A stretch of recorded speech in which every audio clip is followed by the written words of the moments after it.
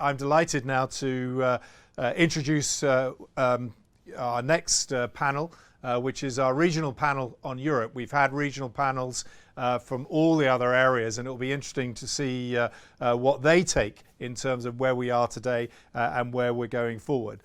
And so it's over to William de Hazeler, who is hosting the panel over the course of the next hour. We'll be back in about an hour's time, and then we're into our final session on hydrogen, and then the finishing remarks from our chairman of the World Energy Council. So on which note, I'll hand over to William. Thank you.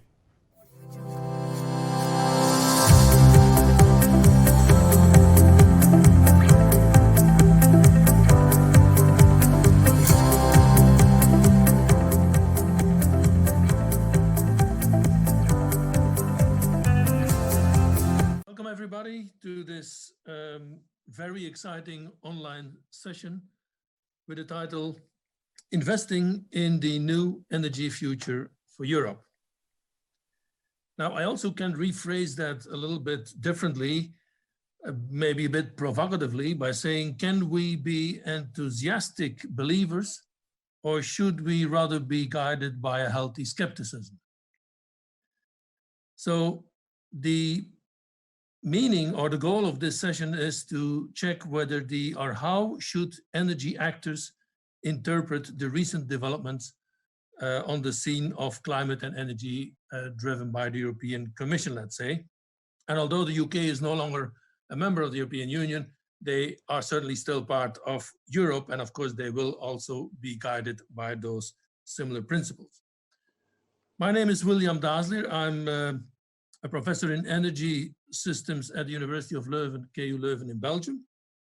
And I'm also chair of the Belgian member committee of the World Energy Council. Now, let me first set the scene a little bit on what we are going to talk about. The energy transition that we're going through is basically driven by policy targets. And the policy targets are mainly environmental targets, basically climate change, and to a lesser extent than local pollution. And this actually, because of those targets, has then started or launched a chain of innovation, basically to make it happen worldwide. And we have then the renewables that have penetrated the system, lithium-ion batteries, electric vehicles, maybe also LED lighting, and some others. So we have to say that the energy transition is actually taking place. It has really taken off. But of course, there are some other things that we have to keep in mind. That is then the security of supply. And is it at acceptable cost? What kind of price signals are we going to see? Market designs? What kind of business models? And then, of course, we think of items like affordability, competitiveness, basically like the World Energy Council would say, a balanced trilemma. Now, how credible, and these are one of the main important questions, how credible are these policy measures to incentivize investors? Can we actually deliver this thing in a free society? And also, in the philosophy of a humanizing transition, who will pay the extra costs due to the system integration in the short time? Because the benefits are expected to appear in the longer run. What is the societal impact of this transition? Is there something like a just transition?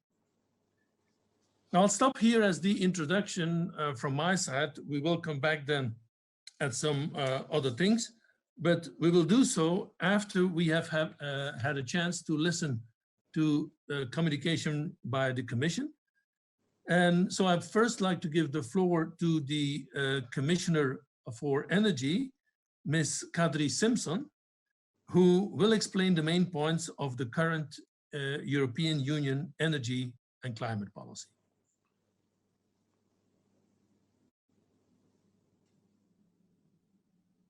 Ladies and gentlemen, greetings from Brussels. I'm sorry I can't join you in real time, but I wanted to say a few words to contribute to your important discussions today. Investing in the future takes time, it also takes a whole host of small steps down the path to get us there. In Europe, our future is a climate-neutral continent in 2050. The Commission has set its sight on that goal for Europeans as part of the proposal for the European Green Deal. And we are pushing forward with each and every small step to get us closer day by day. Last week, we took another one of these steps, our proposal to cut our greenhouse gas emissions by at least 55% by the end of 2030. We have 30 years to transform how we live, work and consume to reach our goal. That is just a single generation, and we need to make the most of this time. But our success or failure won't be determined by our actions in the last few years before 2050. Raising the climate ambition for the coming decades sets us off on an ambitious and consistent pace. It means we won't be rushing towards the finishing line at the very last stretch, but confidently striving towards it. And it sends a clear signal on the urgency to act. This shift in gear will mean an immediate effect on our economies and societies. Many of those effects will be seen in the energy sector, knowing that it accounts for 75% of the EU greenhouse gas emissions. As I said, it is ambitious, but we have positive signs that we will succeed, especially when we look at renewables, for example. That's where Europe shines and where we are global leaders. We are already on track to beat our 2020 targets. Meanwhile, the cost of renewable energies in Europe is falling steadily. Based on our assessment of the national energy and climate plans, by 2030, more than 33% of our energy will come from renewable sources. The new 2030 ambition is hugely significant, but it is not the first step we have taken this year towards our goals. We began by reimagining what our energy system might look like with our strategy on energy system integration launched in July. It is our way of rethinking today's energy model built around rigid, isolated value chains that waste and pollute, and moving towards a more efficient, circular way of doing things, where we massively increase the share of renewable energy in our system, and where we pave the way for clean gases and fuels. Speaking of fuels, in parallel, we released a strategy for hydrogen. We want to go from less than 2% hydrogen today to 14% of clean hydrogen in our energy mix by 2050. And our strategy is a roadmap for making that happen in 3 phases. First, by scaling up supply and demand for hydrogen, urgently developing electrolyzers with bigger capacities, and meanwhile working on common standards, certifications and terminology. Second, we work on shaping an open and competitive market with unhindered cross-border trade and infrastructures to transport hydrogen to exactly where it's needed. Third, will be how we respond to the global surge in interest for hydrogen and how we position Europe to lead the pack. Our strategies and revised targets are designed not just with numbers in mind, but for changing the real day-to-day lives of people. Enhancing our collective prosperity can't just be for the view. We are going hand in hand towards a greener 2050, and we are leaving nobody behind. We are putting in place a just transition mechanism to support the people and places most affected by the transition from fossil fuels. It will be based on 3 pillars, including a just transition fund, and provides grants and guarantees to support investments to lend a helping hand for the green transition. Finally, I have to touch on how the pandemic has impacted our plans. I said at the beginning of my speech that the road to 2050 is made up of a number of steps. This year may have temporarily stopped us in our stride. COVID-19 might be the biggest challenge of our present, but we're going to turn it into an opportunity for our future. In May, the European Commission proposed a €750 billion recovery instrument called the Next Generation EU, with a reinforced long-term EU budget to boost our economic growth and resilience. The green transition is at the heart of this plan, sending a clear message that we will both prepare Europe's economy and prepare its future competitiveness, and that we will strongly support green investment and decarbonizing our energy system. It is our hope also that by setting such an ambitious plan, we will encourage and inspire our partners around the globe to adopt green recovery plans. Ladies and gentlemen, investing in our future will pay dividends. Those dividends will be a greener Europe, a stronger economy, and a more livable world for those who inhabit it. We have direction, we have momentum, we have taken our first steps. Now it's important to maintain an ambitious pace to transform Europe into a climate-neutral continent. And so, I wish you an excellent discussion and I look forward to hearing your outcome. Thank you for listening. Okay, that was very nice. Nice address by Ms. Simson. It's too bad, of course, that we cannot question her, but we will do that in her place. So after we have heard these messages, let me first introduce our expert panel here to comment on what they just have heard, or at least what they think they have heard. First of all, I have Mr. Alexandre Perra. He's from Electricité de France, known as EDF to everybody.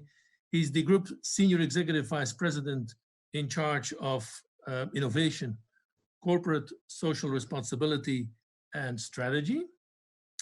And he's also the World Energy Council's Vice Chair for Europe. And of course, which is known to almost everybody, EDF is a French multinational electric utility company largely owned by the French state. Welcome very much, Alexandre, to this panel. Hi, William. Next in line is Hando Sutter. So we will have him in a little while.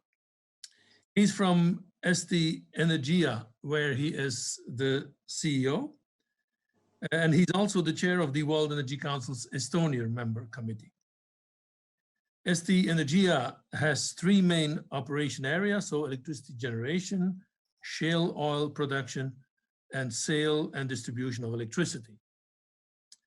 Its shares are owned by the government of Estonia, and it operates in the Baltics, Finland, Jordan, and the US. Third in a row is Mr. Randolph Brazier. He's from the Energy Networks Association, abbreviated ENA, in the UK, where he is the head of innovation. And it's an Energy Networks Association that represents the wires and pipes, transmission and distribution network operators for gas and electricity in the UK and in Ireland. And then last but not least, Yana Popkostova from the European Center for Energy and Geopolitical Analysis located in Bulgaria, where she is the managing director. And the ECEGA is an independent energy and geopolitical intelligence organization which explores the intersection of energy and politics in the European Union policymaking. It was set up in 2015, so quite recently. Well, it depends. I'll first ask each of them in the order that I've presented them on what they think that they have heard. Just basically what they, let me say, read between the lines of the Commissioner's message. So what are for you the key messages from the European Commission's Green Deal? And what are the chances to succeed, particularly now in this difficult post-COVID-19 context? How should member states guarantee the implementation of a fair and transition. So affordability, competitiveness, social fairness for the common population. Think of the yellow vests. And how will these Green Deal targets for the long-term neutrality goal influence the business models and markets in the European Union? And how will it affect your business model? So in short, how do you interpret the Commission's message when looking inside the wrapping paper and when you dig a little bit deeper than just the plain messages? Is this the right signal for investments? Mr. Perra, Alexandre, I'll give you the floor, please. Thank you, Professor Dessler. I'm very happy to be with you today, and thank you for Mrs. Kadri Simpson's address. I think she tackles the problem of carbon neutrality, which is a very motivating objective in itself. But in the meantime, it is a huge challenge, and honestly, I think we can talk about it, and we talk a lot about it, but we are not doing enough. And I see, and I'd like to share with you two keys to getting on the right track as far as we can see it as EDF. First, I think we really need to broaden our technology portfolio. We had a lot of technologies in Mrs. Simpson's address, but there were some lacks. Some of them were missing. We now have an impressive number of reports from the IPCC and the International Energy Agency. We have long-term scenarios from the EU.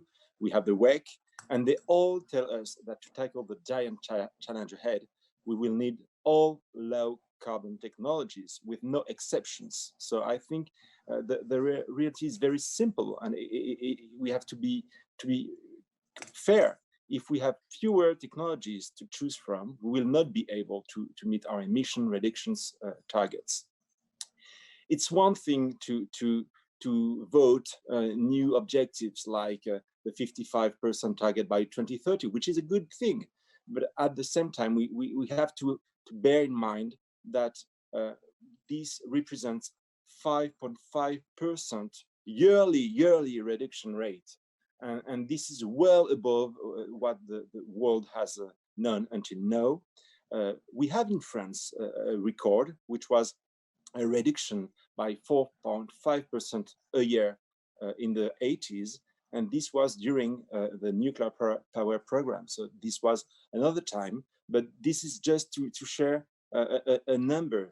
During the nuclear power program, we cut the emissions yearly by 4.5 years. This was a huge investment, and this was not up to the task we have now in front of us. So we must be pragmatic, and I think we cannot, on one hand, vote very ambitious objectives, and on the other hand, discards some technologies. And what are we doing in Europe now? Right now, we call for this is an emergency call towards carbon neutrality.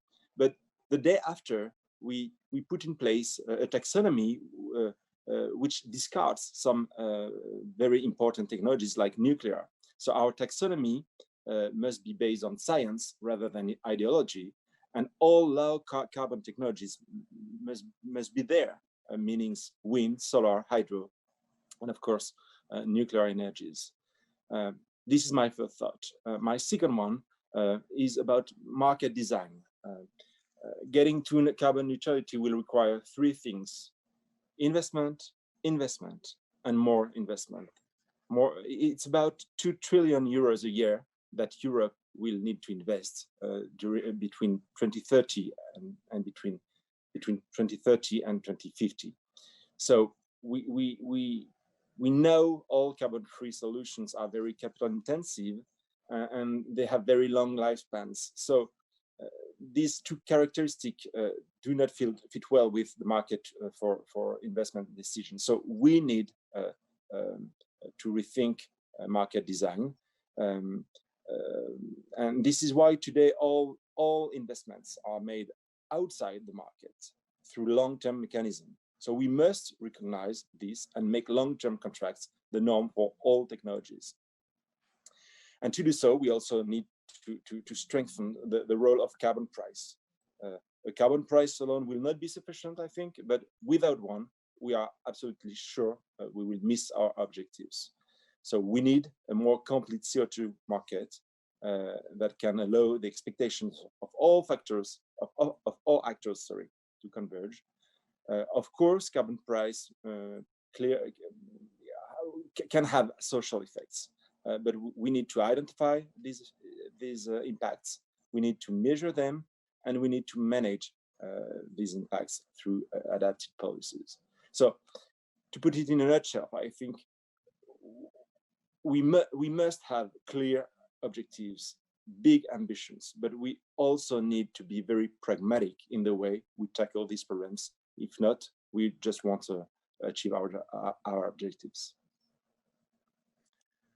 Okay, thank you. Nice story, but I'm going to, before going to your colleagues, I'm just going to pick a few things that I just heard, just to make sure that I heard them correctly. And you make a plea for all technologies. In the beginning, you were a little bit hesitant to mention the word nuclear, but that's basically what you want to say, coming from all low carbon technologies. Understandable. Yes.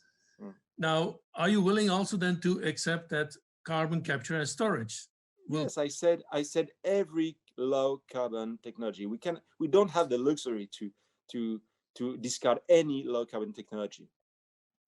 Okay, and the second thing that is on your market design, I think I do agree that you say that all major investments now are happening outside of the market, either by direct subsidies, long-term contracts, capacity remuneration mechanisms, and all these things. Do you actually want to go that far, keeping in mind that you also are to a large extent state-owned, to go for more back to the old days of the regulated market structure? Yes, I think we have we need a regulated market structure to do these investments where we need these investments. So I don't see how we can invest, how people can invest in that in so intensive, capitally speaking, technologies without a clear and good regulation. That won't happen anyway. No, that I understand, but are you going that far that we should turn the clock back so that we take away all competition in the electricity market and that we No. regulate the markets? I'm in favor of competition, of course. Okay. But we need those long-term contracts. Okay, but I do agree. I think we can come back to that later. I do agree that it will be one of these difficulties. It's a dilemma. How do you organize competition if you have so many long-term contracts, etc.? These things that will be indeed. I think market. We can think market and long-term. Yeah. So that's why probably that auctions will come in. I would say. Okay, good. We'll come back certainly to you in the second part. But let me now first give the floor to your colleague, to Hando Sutter. I've just introduced him just a minute ago. From Eesti Energia, you have the floor, please. Thanks, William. And it's my pleasure to be here with you today. First of all, I would like to start from the good things. And as we just heard from Kadri Simson, we have a couple of good messages to receive. And first of all, we have a plan, something to agree in EU. It's extremely difficult. We all know this. And if now on the highest level is agreed 55% by 2030, it's extremely promising, so that at least we have a direction. Then a second good thing, and I think this is also very clear, that we have a incentive from EU. So incentive is actually lots of money, and money is always a moving factor. So if we think of just transition fund, if we take a recovery fund, if we take innovation fund, and some others which are available, then I think that there is a lot of thinking how to use these funds and how to make it actually to contribute to this target of carbon reduction. But at the same time, we have also many obstacles, and some of them were already addressed by Alexandre, which I totally agree. because we need very clearly to see not only at the moment when we invest, but also in a longer term, because our investments are normally long term, 20 years, 30 years, 40 years, if we're talking in energy, then how those investments will earn us back. Even if the CapEx is somehow supported from EU funding, we need to make sure that we have return on those investments. And for this, we basically have really two ways. Either this incentive is given from the regulated price or some kind of price insurance mechanism from the regulations, or we have a markets which we can trust. Today, we are kind of on the middle. We hope something from the market, and mostly today, as Alexandre already mentioned, those are some kind of quite old-fashioned physical long-term deals in a form of PPAs or some others. Or we then fight for some local national subsidy schemes which are still available in some places.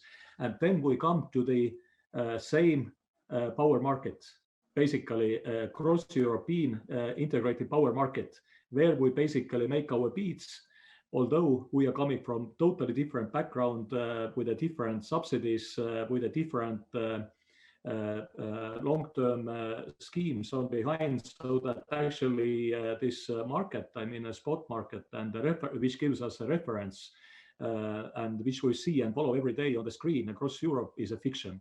So it's not the real thing. And today, as Alexandre also mentioned, we are basically far to take it as a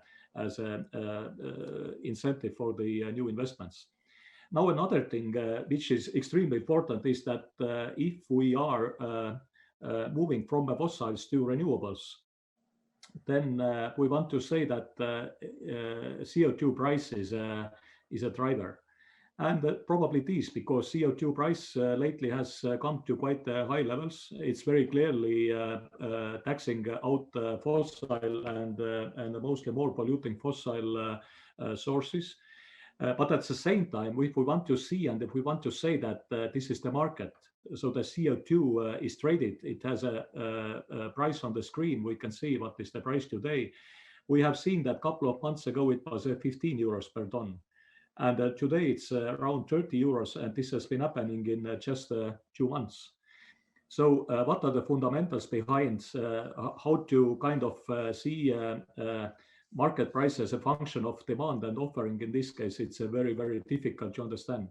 So if we say that this is regulated tax, then it should be regulated tax. But if we say that this is market, but demand and offering are highly regulated, then actually it's not the market. So that we should then rather say, and again, back to what Alexandre just said, that then probably for a longer term clarity, we would need a regulated tax for CO2. Or if we say this is a market, then we should very clearly give a longer term certainty to this market to form up and really give a clear incentive.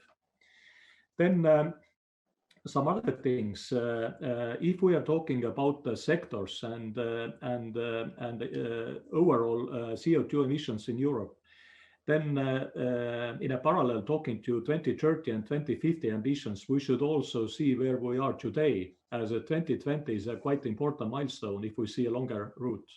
So we agreed that 2020 targets long time ago in Europe. But what we can see that the countries in Europe, they have done different steps towards 2020 targets. And I think it's extremely important that we also take an audit of 2020 actual achievements, how countries have been performing. And we are very clearly having a mechanism how those countries who are far ahead can contribute to those countries who are not, we have not been doing so well. So there is let's say, one thing which is a quota trading is available in Europe. We have been using it. We have been trading with Luxembourg, for instance, the quota from Estonia. So it works.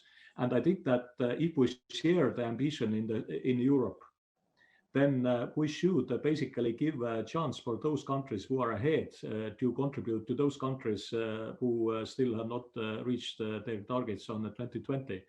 and so forth, even for the 2030. So this is another thing what I would like to state. And then one more thing what I can recommend from Estonian experience. We cannot reach those targets, at least not affordable price, if we will not engage the customers. We have to take customers with us. We need to make customers, give them incentive actually to manage their consumption to those hours where actually there is a more offering of the power. We need to avoid the peaks as they are coming, let's say, when the electric vehicles are coming to the picture, when there is a more wind, then actually we have a surplus generation. At the same time, we might have hours where we have no wind, no solar, but high consumption, then prices might be very high. So we need actually engage customers and work together with the power market. And for this, we need actually customer consumption data available. So if we see now how the smart metering has been developed in Europe, then while Estonia was probably first on 2016, we had roll out 100% of the smart metering, then many countries are just on the beginning of this road. But we need to speed up in all countries in Europe. We need to make consumption data available to service providers. We need to have a central hubs. We need to agree on the protocols formats of the data in a high level.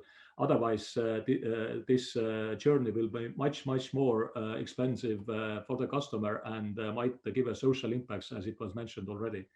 And then last but not least, we still have to remember that EU is making just below 10% of the global emissions. So that if we really want to change the situation, change the game, then we have, and as Kadri Simson also mentioned, we need to take a world with us.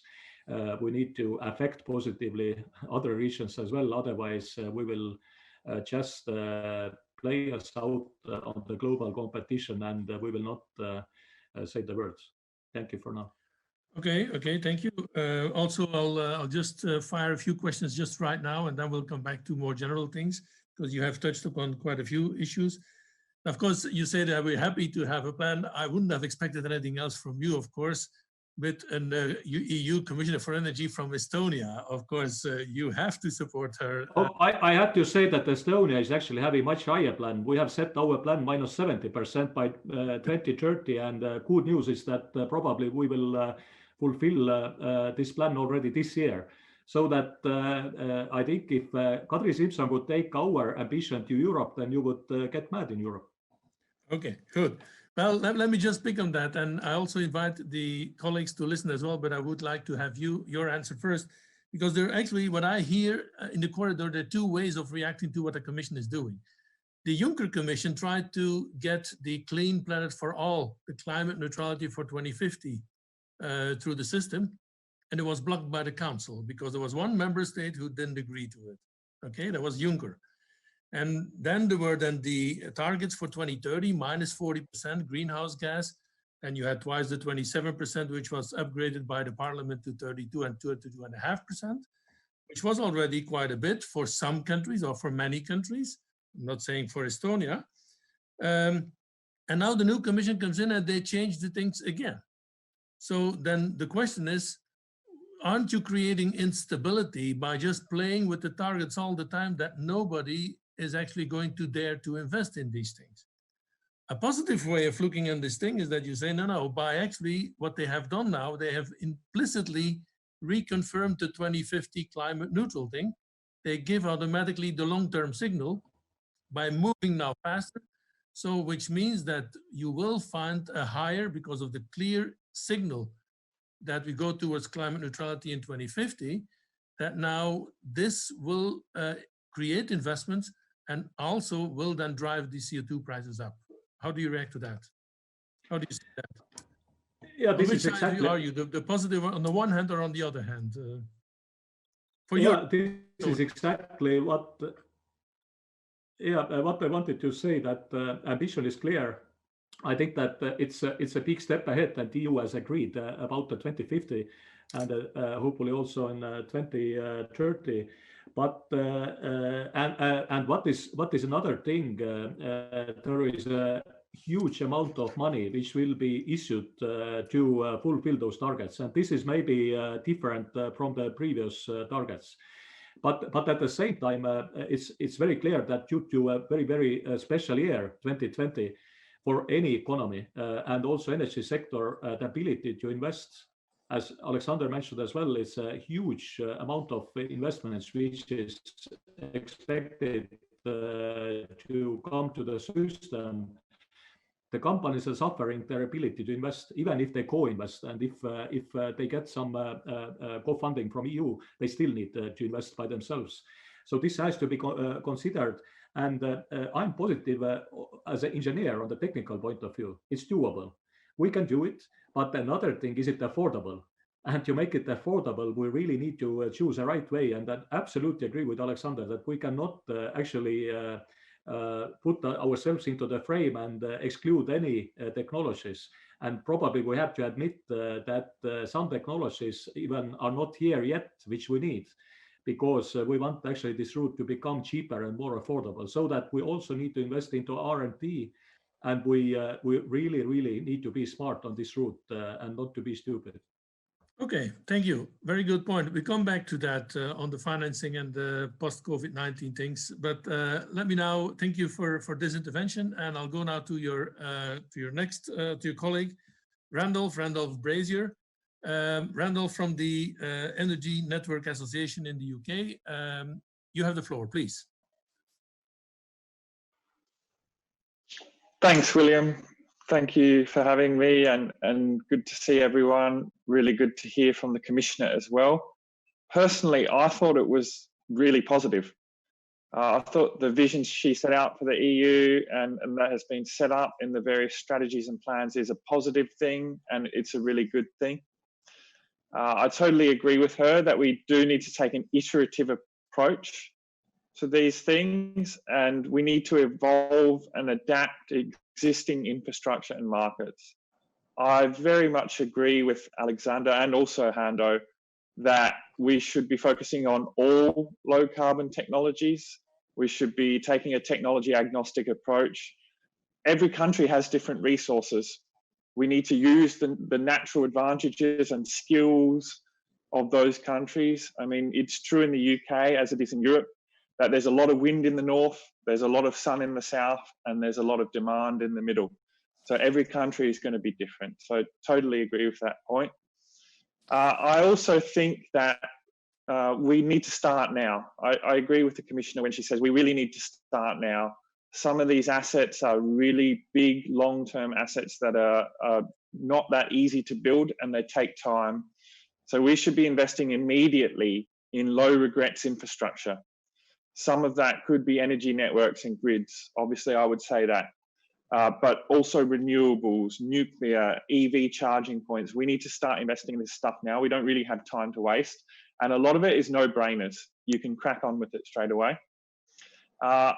I kind of also agree with the point that there was some things that probably need a bit more focus. A lot of people already touch on storage, but I think flexibility in general and also digitalization are things that are absolutely critical to not only reducing our costs, but unlocking and enabling us to connect a lot more low carbon technologies.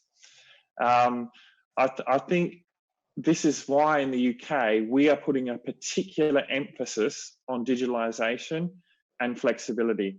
We're running a project at ENA called the Open Networks Project, where we're unlocking local flexibility markets.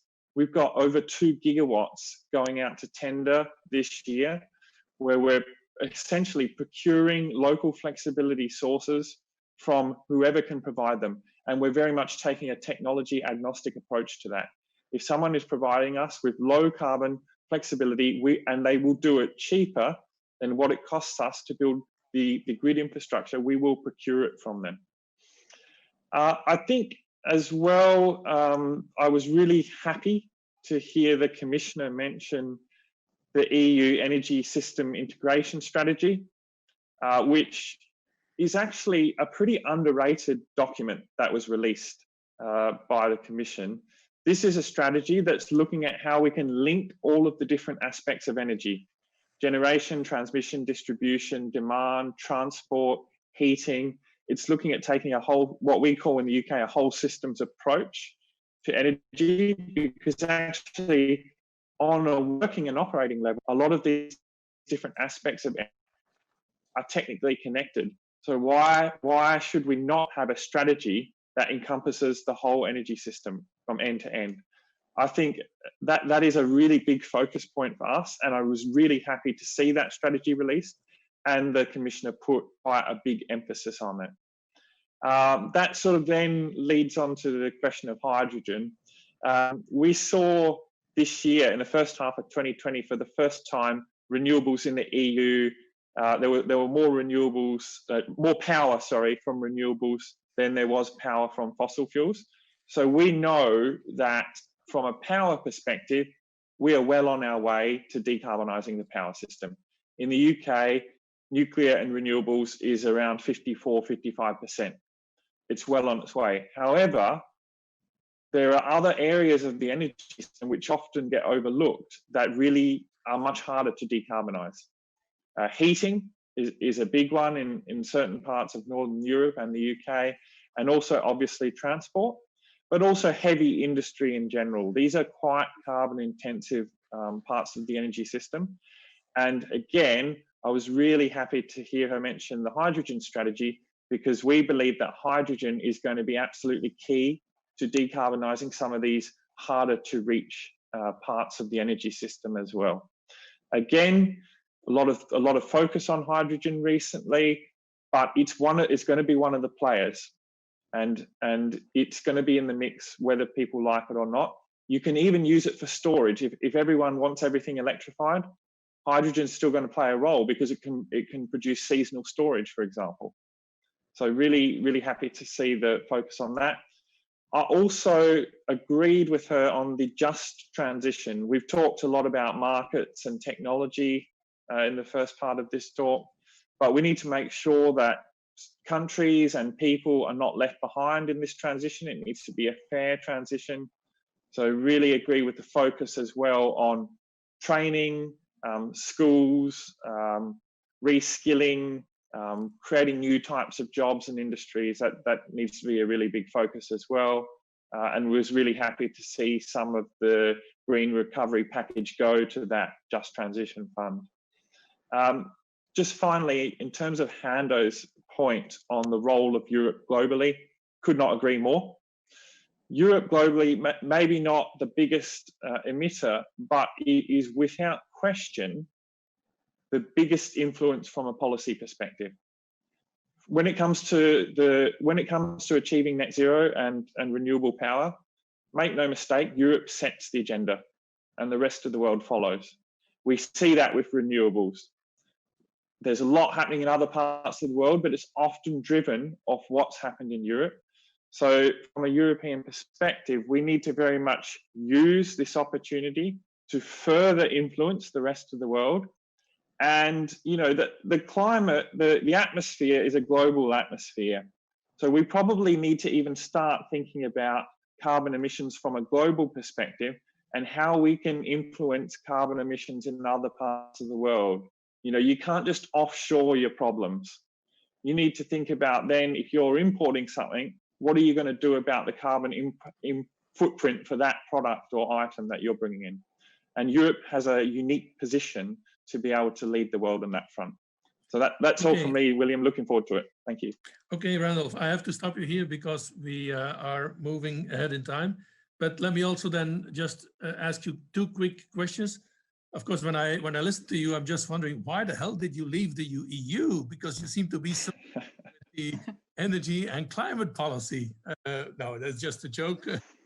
No, but the main question is, do you expect that the UK, as far as the energy transition is concerned, and especially what ETS is concerned and carbon pricing, that by and large, that the UK might remain in the same realm, the same philosophy as what the European Union is doing? Yeah, so certainly from an energy perspective, that's what we're hoping for. We are implementing the clean energy package and other legislation I do envisage us to track what's happening in Europe, definitely. Okay, thank you. Okay, we'll come back and I think we'll, but we have to move on. But I'll give you a chance also to respond then last time after I have thrown then several thoughts to you, and then we might come back to that.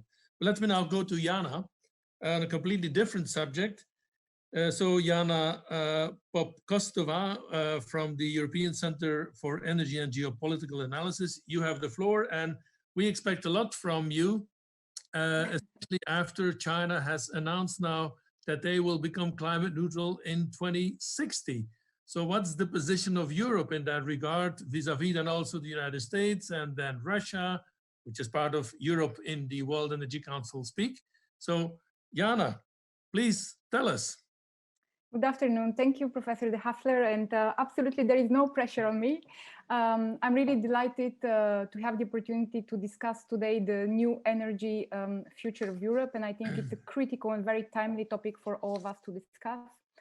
The Commissioner of Energy, Kadri Simson message, but also the State of the Union address from Commission President Ursula von der Leyen, as well as numerous corporate announcements over the past couple of days, all converge to underpin a critical reality. The momentum towards the green recovery is accelerating. Dynamics of the markets are changing, and the shift towards clean and low carbon seems permanent.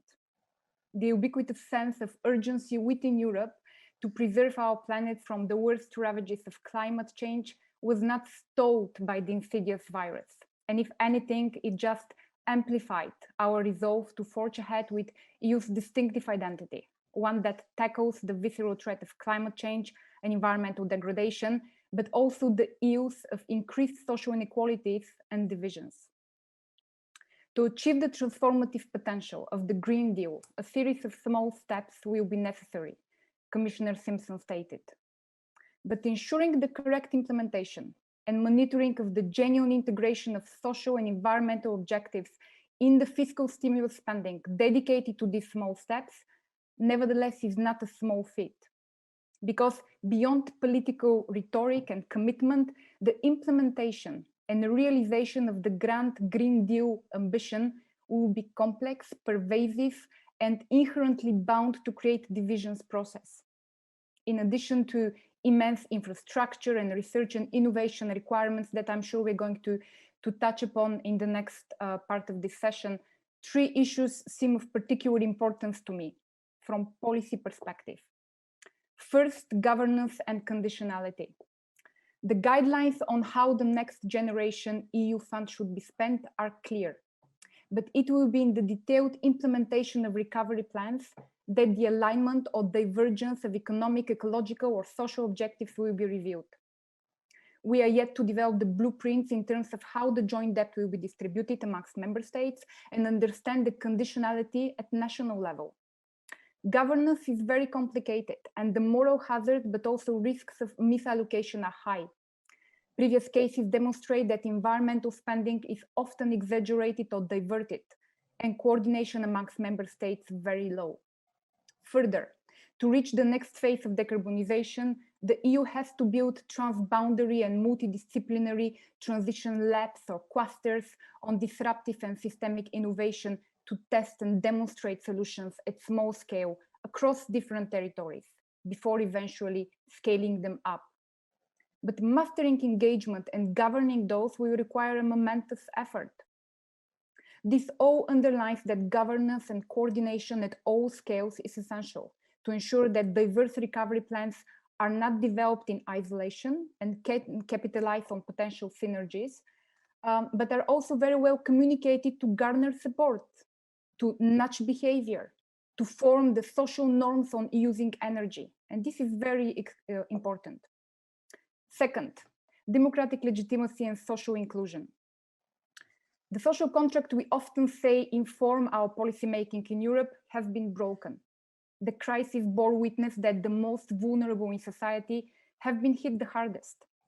Within the EU, legacy, income, territorial, and regional disparities have not been remedied.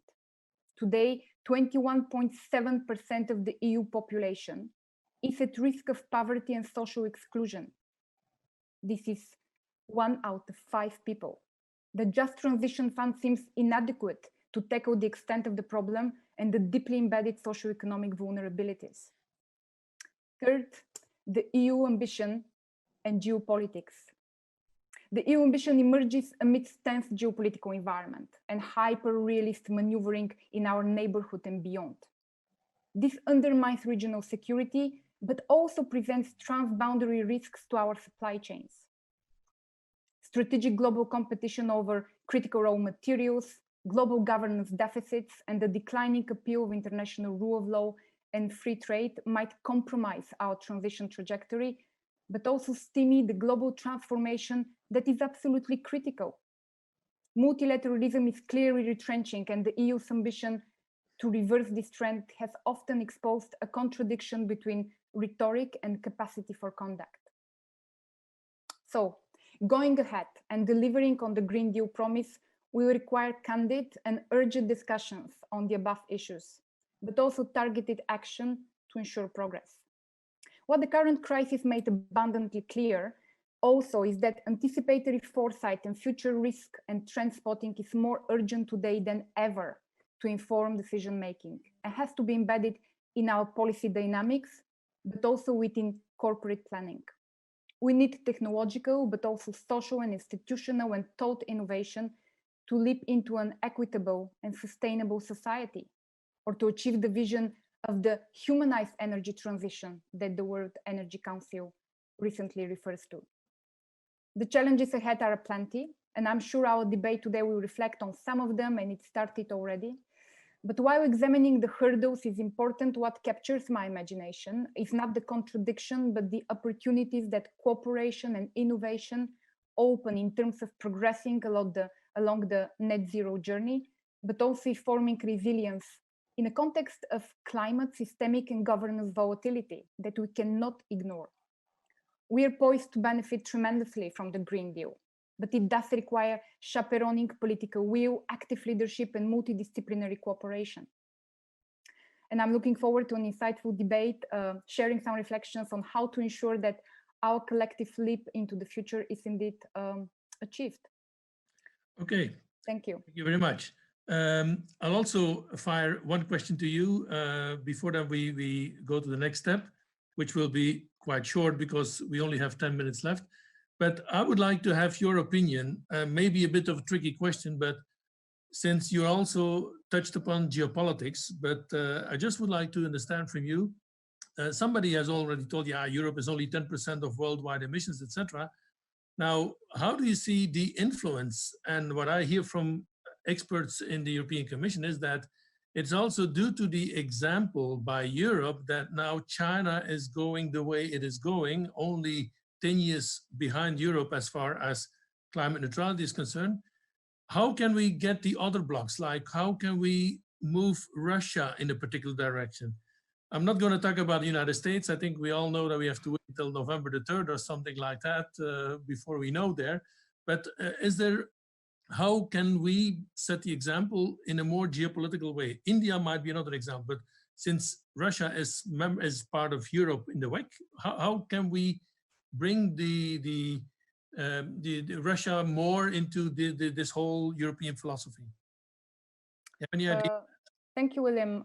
It's a very good question, and I think it incorporates a lot of different levels to be discussed.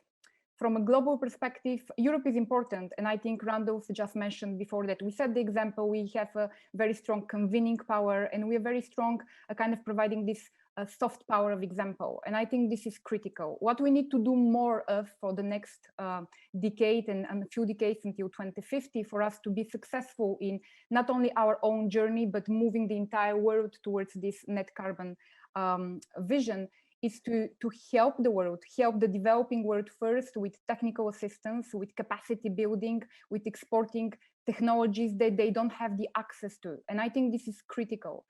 So we need to be very strategic in our funding and in our development aid.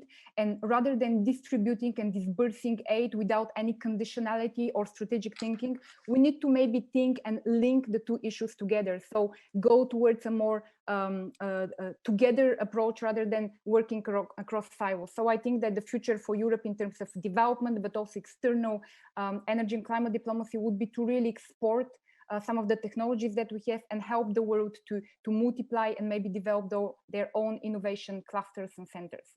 So in terms of Russia that you mentioned and you focused on in your question, I'm not going to give any advice to the European Commission in terms of how they need to approach Russia. I think that we really reached, and I've been saying this for a few years, so I don't know when it would be reversed, but we reached really the absolute lows in terms of our relationship between the EU and Russia. What we need to do is to have a more strategic thinking in terms of how we can maybe change the conversation towards trying to push Russia in terms of decarbonizing their fossil assets, because I think they're going to be there for years to come. So we cannot expect that Russia would become renewable or move into the renewable and low carbon field very quickly. But what I think is essential for us is to really try to push the conversation in terms of CCUS, in terms of thinking how they can decarbonize their existing assets. So this is something that may be very important for us to start with. And then I think diplomatically speaking, we really need to reverse the trend that has been observed for a decade already of this relationship, which is getting to a breaking point just because it's. Okay. Yeah. Thank you. Sorry. Thank you. Sorry for interrupting you. We only have 5 minutes left. Now, each of you, I would like you to just use 1 minute as a wrapping, closing thought. We cannot start a major debate. I'll just read a few things, or I just throw a few things at you and you pick out whatever you want, okay? In order to focus on it. And we'll start again in the order. First from on the right-hand side. Come on, where am I? Where am I? Yeah. The I think okay, I'm Alexandre, yeah. Alexandre, then Hando, then Randolph, and then Yana. Do we believe in the carbon adjustment import tax? Is that something realistic that the Commission is proposing in order to avoid carbon leakage? Then as far as sector hydrogen is concerned, isn't this going to be a hype all over again, revisited? Shouldn't we then just concentrate on hydrogen, but also then integrate industry like chemical industry as feedstock, the steel industry, also go up to fuels, power to X, etc. So broaden actually the hydrogen discussion, also accept hydrogen produced by nuclear and by CCS, so not only green things. The consumer, the customer participation. How realistic is it? Isn't that going to be a conflict between distribution companies, the regulated distribution companies, and then the market operators, the ESCOs, so the service companies, the aggregators, the integrators, and these things? Isn't that going to be a tension? Yeah, I think I'll leave it at that. I have many more items, but just pick whatever you want or your message. You just have 1 minute each, please. And I'll be very strict. Okay, William, thank you. Alexandre, please. Well, I will pick the carbon price. You said carbon mechanism adjustment to the border. I think this is a good idea. We need it, but we also need a carbon price for Europe, for European products and European actors, and a carbon floor, which is a very, very clear signal. This carbon mechanism to the border is very important because we need to preserve our industry. We won't make this transition with less industry. We need industry to stimulate growth. We need industry to maintain social stability, to offer skilled jobs, to offer salaries for over long periods for middle classes in Europe. So I think the carbon price is both a signal and the way to keep industry in our frontiers. Okay, let me just say one thing. I think the Commission is trying to do its best with the market reserve that they have installed, which is basically that they can manage the price. So I think we're making progress there. Yes, but a carbon floor is absolutely needed, I think. Okay, good. Thank you. Hando, please. Yeah, I pick customers. This is my favorite topic, and I think that we will survive if we're useful for our customers one day, pretty soon. it will be so that the offshore wind generation, but we cannot put on the power market. We produce hydrogen, and we take this hydrogen to living district, to the local microgrid where we're having a fuel cell, and we are producing heat and the power locally from the hydrogen, and we distribute on the microgrid to a district, and all the emissions is water. So all those technologies are there already today. So do we need a distribution network? No. Do we need DSOs? No. So do we need a regulator to regulate this business? No. So basically, this might change all the ecosystem, but I want to say that actually technologies are here to compete with a regulated system, and we need to be also careful investing to the distribution network and the big systems, that we will not overinvest, kind of, because one day if this will be too expensive for the customer, they have a choice, and the choice comes from new technologies. So this is something what we need to follow, and I want to challenge with our company and be on the customer side. Okay, thank you. Randolph. Yes, thank you, William. I agree with Hando to some extent that we should be looking at other customer solutions, but I wanted to pick up your question about customers and whether you think it's realistic that they will engage. I think, no, it's not realistic. And that's why in the future, the role of digitalization and automation in the home in particular will be critical to achieving the net zero transition. And the suppliers of energy to residential people and customers, they're going to have to start getting pretty smart pretty quickly, because all of the tech giants are starting to move into energy, and they already have very good relationships with customers, and they already understand how they use their home, and they will make it very simple for them to engage. Okay, thank you. Yana, please, you have the last word. Yes, William. So if I can touch upon two of the things that my co-panelists just mentioned. First, carbon tax. I agree absolutely with everything Alexandre mentioned, but I also believe that the carbon border tax would be a very complex mechanism. I think we heard over the past more than 1 week a lot of different debates around this. It's a lot of people believe, and I'm not a lawyer, but a lot of people believe it would not be compatible with the World Trade Organization rules. So this is something that we need to consider and see what type of mechanism and instrument actually this particular tax would take form in. Also, it has to be developed, it has to be consulted, so the process would be very long. Again, it gives a signal, it's a very good thing to have, but also we have to be cognizant and conscious that it would be a complex instrument to apply. So it would not be so straightforward as we say we're going to apply tax on that. It would be much more complex. So this is one thing. Then in terms of customer engagement, I would like to speak about customers as citizens. And I think when you speak about customer, it's a client relationship and it's much more complicated, but citizens are important and they're the customers of energy in our societies. And we need to draw on their engagement, and we need to find an innovative way to actually bring the citizens in the debate so that the transition is co-owned across the EU, across all levels of society, so that we progress together in a process that was designed by us, for us, and to push us all in a new century. And I think this is critical for us to really engage more the citizen in this dynamics. I'm sorry, I have to stop you there. Our time is up. It's too bad. I would have loved to continue this discussion at least for another 2 hours with all of you. And I would have loved to do that live, okay? So not with a screen, but okay, let's be hopeful with the COVID-19 evolution. Let me just say a few words on, and then we wrap it up.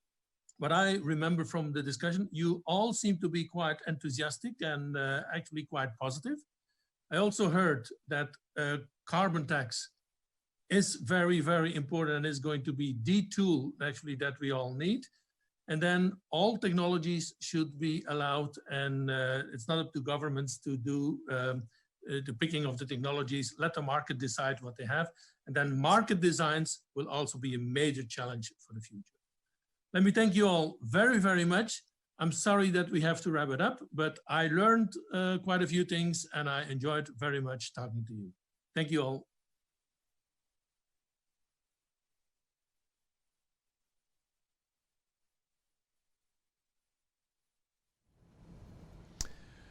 Welcome back, and thank you, William, for hosting a fantastic regional panel on Europe. And I really, took a few notes from the panel, but I think critical to this for us listening globally was the EU role as an influencer on energy policy, climate policy and environmental policy. And I think the Commissioner laid that out very clearly in restating the ambition that has been articulated recently to be a climate neutral continent by 2050. And therefore it's 30 years that we have to transform how we live and also how we work. Other aspects that I took from the session, we need to recognize the scale of the challenge. If we are to be carbon neutral by 2050, we need a carbon reduction rate of about 5.5% per annum starting now. And as the colleague from EDF mentioned, when France was in the middle of its nuclear program, it was on a decline of 4.5%, and we're nowhere near that as of now. So I just think the pragmatism and the practicality and the scale were very important. I think the other aspect that was mentioned was that we need to be pragmatic in terms of the way we approach that challenge. And we need to recognize the need for CO2 markets, both markets internally to the EU, but also, as mentioned near the end, the possibility that there will be an import carbon tax on goods coming into the EU, such that it protects industry, because industry will be important to protect jobs and drive forward the next level of recovery. Other key components that I think Europe expressed was the importance to be technology agnostic, and that was again a point from EDF but also from Randolph as well. It's important that we embrace all of the new technologies. We cannot pick and choose. We have no option because of the scale of the challenge. Key aspects as well mentioned about connectivity, how we connect low carbon technologies. We can't do this in isolation. We need to pull our thinking together, and that led finally to the importance of the EU integration strategy, which is a whole system approach.